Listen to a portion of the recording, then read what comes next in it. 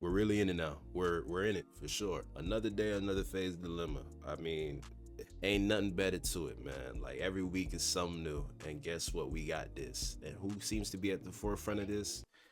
Nobody but Banks himself. I mean, Banks, your time was already met a couple months ago. Now you got another situation that you seem to be in the middle of. Like, bro, I'm be honest, bro, this man can't catch a break. And I'm here for it. This situation has seemed to arise very quickly, and it seems to be that a lot of the members of Faze have left Faze for good, and it seems to be of good reason too. Now, if we go back in time just a little bit, and we remember correctly that one of the members that was part of this new Faze group, who happened to be Black Boy Max, ended up taking his fair share and leaving, and it seemed like it was all for this very reason as to why it is all these new guys happen to be going their separate ways. Now, Max will end up going live and ultimately end up exposing a few things that a lot of the viewers, hence, and even some creators weren't privy to, and kind of showing the secrets behind why it is that he left to even begin with. And not only just with that, with Max kind of giving his reasons and going into a bit of detail on what it is, why he did the things that he did in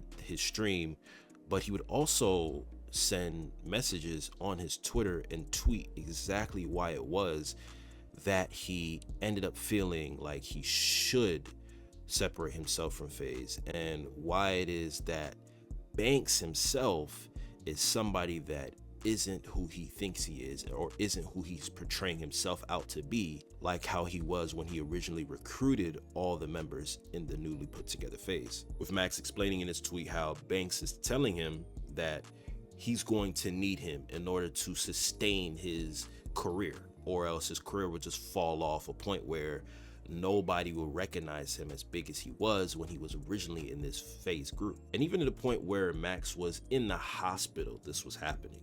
During the point where Max was dealing with his whole issues with his tattoo poisoning and him having such a hard time mentally in the hospital, and this situation was arising with Banks having this issue with him. Now, this is really interesting, right? I first of all, I do want to say that I do really appreciate that Max has came out now with the full story and has kind of given his, at least his point of view on why he left, and a whole explanation to not only his audience but to many other creators that end up reacting to this, why it is that he left, the reasons why, the issues that he had with the corporate managers or just the assistants of Faze, and what it is that they did to him that made him want to leave in the first place. And it's crazy because after just watching the whole video, because I didn't get to have a chance to actually watch the live, so I watched the video, and within Max's explanations, it seems like this really all stems from sponsorships, or it simply was just a long delegated stream that all of Faze participated in, and they just so happened to have a sponsor in between it. But we had a sponsor. There was a sponsor for that day, and niggas didn't end up doing the sponsor. Game night. Niggas didn't end up doing the sponsor. There was difficulties with the sponsor. Yeah. After that happened, according to the assistants and staff of the creators, because I'm not gonna lie, I just really don't remember. They said that Faze has pulled everybody for the rest of the month and sent niggas home early. And with Max explaining this, supposedly, I guess all of them had missed this sponsored stream, or at least this sponsored segment of their stream. And the consequences that came with them missing that sponsored stream was them being pulled from their whole Fazemas event.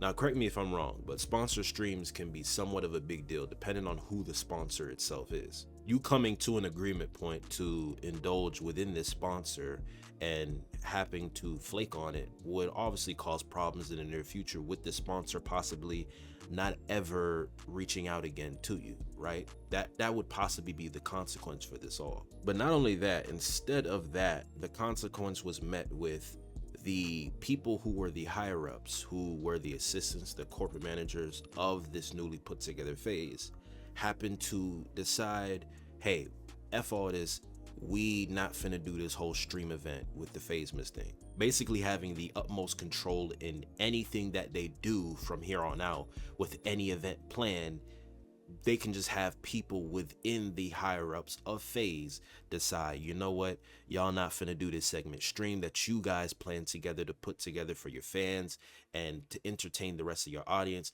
We just gonna go ahead and scrap that. Y'all go ahead and just take a break. Y'all ain't finna do this no more. Which to me, that just sounds insane.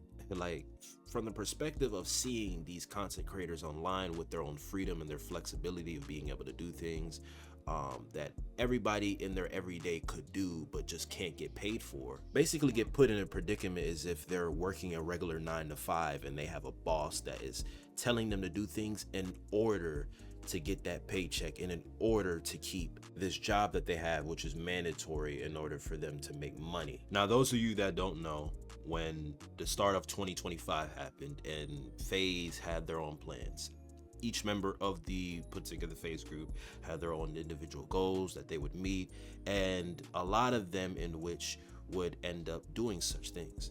And Max's very individual goal was to stream for the rest of the year, basically have a 365, which, looking on the surface to anybody, it would seem ridiculous considering that you have to stream every day without fail. In which in Max's case, it would actually end up going pretty well. He actually would go on to stream 119 days consecutively, which while it wouldn't be 365 days, is still a very impressive feat. But after understanding that from the beginning, from what Max had gone to say, how just before he would end up starting his 365, he would have to get a new manager.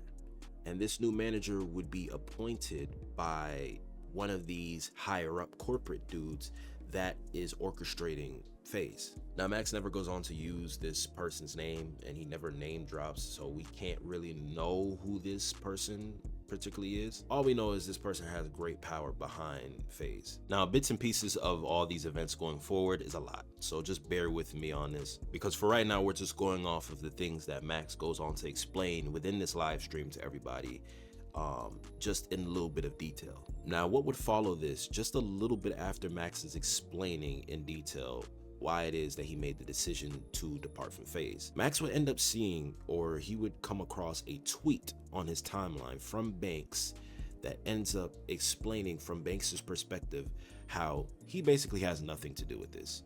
He had no hand to play in having the downfall of all the Faze members basically just leaving Faze. Again, trying to be somebody that has no hand to play in anything that involves him at the forefront. I mean, this is just ridiculous. This is honestly completely comical. Like, this nigga is a master manipulator at heart. Nothing this dude says at this point would ever interest me to ever deep diving into if he's telling the truth or not. Because with Banks, it's just a consistent, repeated pattern. Everything from the issues that he had with Bruce and the meme coin that he had with Aiden, it's like, bro, I can't believe you. Nobody can believe you. Like, there's times where he points himself out to be a victim, like he's not in charge of the very decisions that go on, at least in the earlier stage of this Faze group. Now, of course, Banks will go on to give his response and say what he believes to be the truth of the matter that went on during this whole situation. Max, I know we've had like our individual differences, and I know I haven't really seen eye to eye with a lot of the talent because truthfully and honestly, I find you guys all to be incredibly ungrateful. I find you guys all to have insane egos, and I think it's disgusting and makes me sick to my stomach that your guys' relationships with each other and with every other streamer, and your community included, is so incredibly fake. You guys are the best actors on planet Earth, and you've made a complete career out of all of it. Bro, what the fuck what did you just say? This nigga is honestly unbelievable. Now, I'm not sure how many drugs this nigga be taking. I don't know what be going on in this nigga daily life, but clearly he is a miserable person. Now, I would think personally, if I'm made to believe that a guy who had a position in the original Faze happened to put together this new Faze group, right, is presenting us with this huge and cool idea to where we can get together and create this newly put together Faze and have these amazing ideas and go on to flourish, right, all together. I would think this guy happens to be somebody who we can trust. He is putting himself in a position to where he is coming off like a friend. He is somebody that we should all galvanize and kind of put our trust and our eggs in one basket for this dude because he's Faze Banks. He's notoriously one of the OGs.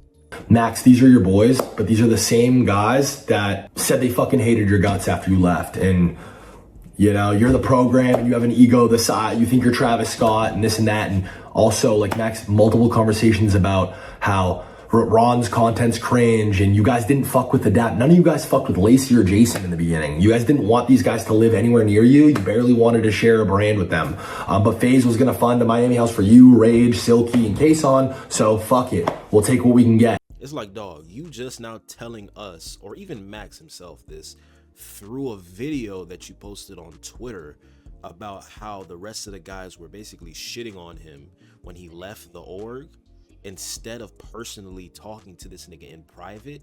Wow, what a friend that you're supposed to be. It's like, dog, you come on and say they all got huge egos. And even if so, like, my nigga, you ain't refrain from that, bro. You're not refrain from that, Brody. You're in the middle of it all. You happen to be the catalyst of everything going wrong with Faze. You have done more than enough in the eyes of many of us viewers, many of us people that are watching from the sidelines, to the point where they would even make the decision to make you step down from your role as one of the big leaders in this new put together Faze group. Like, my nigga, do you remember the meme coin situation, bro? It's like, bro, is you serious? Why am I meant to believe anything that you gotta say? You're digging yourself a bigger and bigger hole every time you continue to talk. Every single time. It never fails to amaze me. Once that fucking viewer number starts to fall off, once they start to see L's in their chat, once they start to see hate threads in their fucking comms, they switch up real quick and it doesn't matter. It doesn't matter about objective truth. It's the sky is red. I've been trying to talk to these guys for 4 or 5 months and they don't give a fuck. All they care about is their stream, which is completely fine. I don't need them to give a fuck. I don't need anybody to pretend to care. I'm done pretending to care. Damn, 4 or 5 months, bro. I mean, shit. By now, you would think it would click in that these niggas clearly don't fuck with you. Bro, even a dude that likes a female for so long has situational awareness to know that after 4 or 5 months of her not responding to you, she probably don't like you, gang. And that's fine, but you know what? You move the hell on. You don't keep going at it. You sitting here and trying to make this little explanation to niggas about their chats not fucking with people and them having to move on or them having to shift their own energy. Duh, nigga, they streamers. That's what they do. Welcome to Streaming 101, where clearly the streamers are going to follow and gauge their chat's behavior based upon how the stream goes. Man, you clearly care, bro. Like, you made a whole follow-up second video clearing the air about the whole situation between you and Max with message threats. Whole message threads. Like, you letting it all out, bro.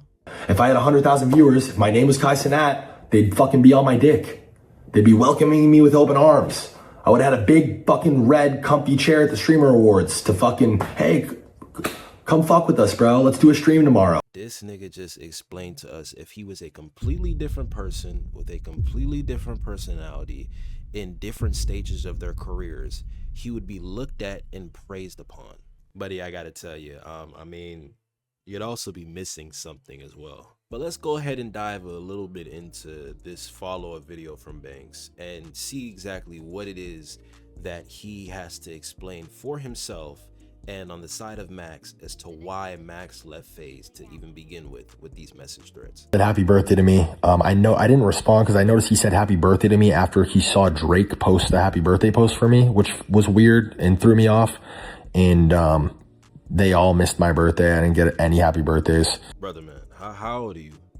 Are you 15 years old? What you mean that you felt a certain way because he said happy belated birthday after seeing a post of Drake text you or post a picture about happy birthday to you? Like, what are you talking about? What is he even saying? You're 34, 35, however old you are. You're in your mid 30s.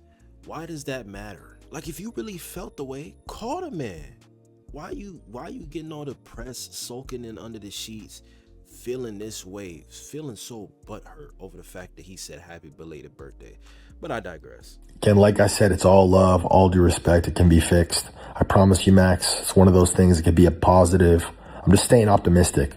Talking to him about getting him back in Faze, about getting him back on the track he wants to be on, whatever. Like, this is crazy. I haven't even read this till right now. Like, all of it. Bro, I don't know if I'm the only one that feel this way, but for me, this is just insane. Like, writing whole essay paragraphs. I mean, do what you got to do. You communicate how you communicate. People have different ways of communicating. But I'm like, bro, get on the phone and just call, bro. Like, this is insane. I'm seeing whole essay threads. Like, bro, this is probably more than I've ever written anything in my entire life. I can't recall I can't imagine just sending whole essay written threads out to one of my friends and expecting them to take that so seriously, and we have such deep dialogue and messages. I don't know, maybe I'm just being overboard about it, but I just personally think that's kind of crazy. Yeah, Max, I don't know. You guys tell me. It doesn't seem like me and Max have a problem. It doesn't seem like we've really had any sort of real issues in the last 5 months.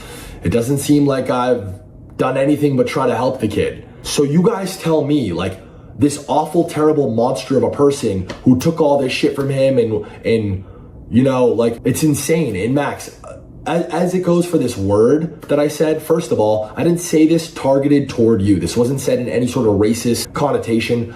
I said this word in an emotional response, and I said, fuck all y'all blanks. And it's a fucking mistake, and I'm fucking retarded. I'm a 34-year-old man-child, and I have many, many flaws, and I'm an idiot for saying that. But bro, stand on, if you really have a problem with that, then why has it not been a problem for the last 5 months? If you really have a problem with that, why have you told me multiple times, I don't have a problem with that, we're good?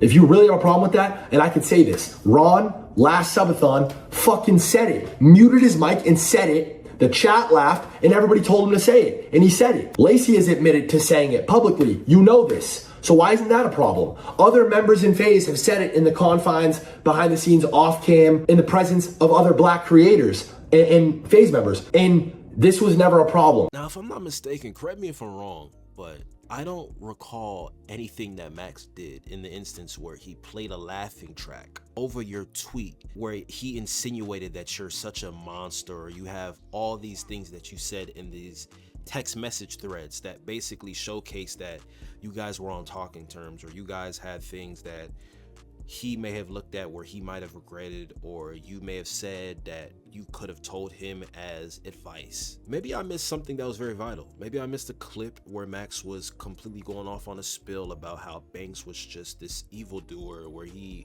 was just the menace of this whole idea of why Faze went down, which I myself, from the viewing standpoint, see that as that, but I don't recall Max being the one to vocally present that himself. Correct me if I'm wrong, but Max made it evident to not even throw out the person's name who originally had him fire his original manager and appointed him with a new one, and had them niggas basically on leave of absence when it came to a sponsored stream. Unless that unknown figure happened to be Banks himself, and Max was just sweet talking this nigga in the DMs, hoping to try to get back with his boys somehow in this Faze shit because he was regretful over certain actions that he himself had admitted. At that point, I'm not sure why this whole thing needs to be dissected into messages being thrown around for a 20-minute video in which a lot of them happen to be irrelevant to the situation at hand. Now, I noticed how earlier in one of the message threads, Max had made it a point that Banks, I guess, called him the N-word,